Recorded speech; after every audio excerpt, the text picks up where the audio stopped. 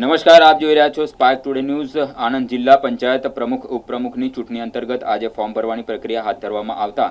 જિલ્લા પંચાયત પ્રમુખ પદે SC/STની ફાળવણી કરવામાં આવતી હોય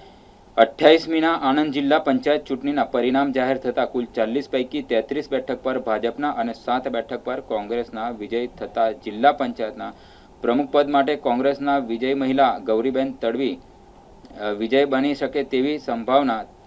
પ્રમુખ બની શકે તેવી સંભાવના છતાં ભાજપે મૂળ ધુળાના મહારાષ્ટ્રના SC/STનું પ્રમાણપત્ર ધરાવતા પટેલ સાથે લગ્ન કરેલ મહિલાને સારસાની જનરલ બેઠક પર મેદાનમાં ઉતારી વિજયી થતાં તેમના દ્વારા પણ પ્રમુખના દાવા રજૂ કરવામાં ફોર્મ ભરવાની પ્રક્રિયા હાથ ધરાવતા કોંગ્રેસ દ્વારા ગૌરીબેન તડવી અને ભાજપ દ્વારા મયુરીબેન પટેલનું નામાંકન પત્ર રજૂ કરાતા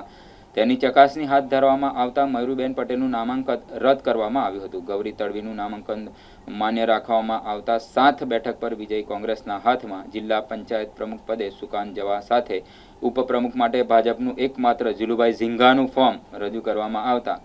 માન્ય રખાતા ઉપપ્રમુખનું સુકાન ભાજપ હસ્તે રહેશેનું જાણવા મળ્યું છે। આજે આણંદ જિલ્લા પંચાયતના પ્રમુખ અને ઉપપ્રમુખના પદ માટે નોમિનેશન પેપર્સની ચકાસણીની પ્રક્રિયા હતી, જેમાં પ્રમુખ માટે 2 ફોર્મ આવ્યા હતા। આમાંથી એક ફોર્મ ગૌરીબેન શંભુભાઈ તડવીનું ફોર્મ માન્ય રાખવામાં આવ્યું છે અને મયુરી નિકિત પટેલ સારસાથી એનું ફોર્મ અમાન્ય રાખવામાં આવ્યું છે। ઉપપ્રમુખ માટે આપણા જીલુબાઈ પરબતસિંહ સિંઘાનું ફોર્મ હતું જે માન્ય રાખવામાં આવ્યું છે। મયુરીબેન પટેલનું ફોર્મ રદ એટલા માટે કરવામાં આવ્યા છે કે સાથે કેમ કે આપણે બધા જાણીએ છીએ કે જે પ્રમુખની સીટ છે આ ST માટે રિઝર્વ થઈ છે અને STના જે ડોક્યુમેન્ટ આપણે જોઈતું હોઈએ એઝ પર રૂલ્સ એના સાથે નહોતું, એટલા માટે રિજેક્ટ કરવામાં આવ્યું છે। Thank you.